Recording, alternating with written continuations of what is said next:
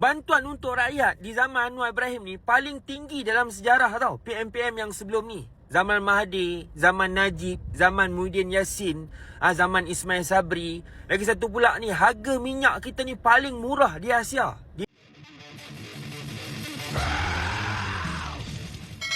Harga minyak Malaysia adalah yang paling murah di Asia ketika di bawah pimpinan Datuk Seri Anwar Ibrahim. Itulah antara poin penting yang ditekankan TikTokers Harun Shah apabila aktivis politik ini mendedahkan kelebihan Datuk Seri Anwar Ibrahim sebagai Perdana Menteri paling bagus pernah ada di Malaysia.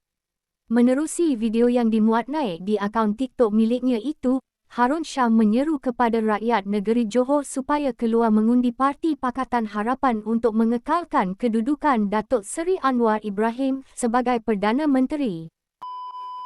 PM kita Datuk Seri Anwar Ibrahim ni, dia tak sempurna bang. Kalau abang nak cari salah silap dia memang banyak.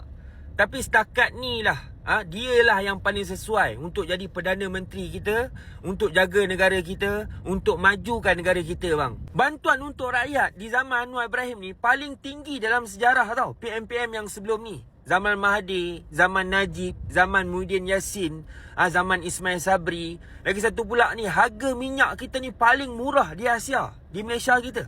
Peruntukan untuk orang Melayu, orang Islam, orang Cina, orang India paling tinggi dalam sejarah.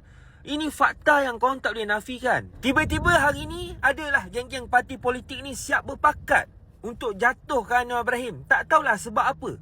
Tak ada sebab apa-apa tiba-tiba nak jatuhkan Anwar Ibrahim. Yang ni yang pelik. Mungkin tak boleh nak sakau ke?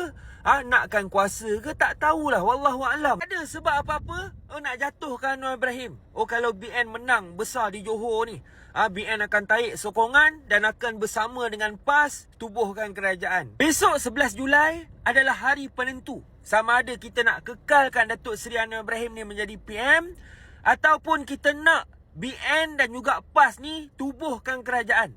Dan Anwar Ibrahim ni akan dijatuhkan. Jadi sama-sama kita turun bagi tahu dekat anak-anak kita yang mana boleh mengundi di kawasan Johor ni, turun mengundi. Kita menangkan Pakatan Harapan, geng. Subscribe with notifications on.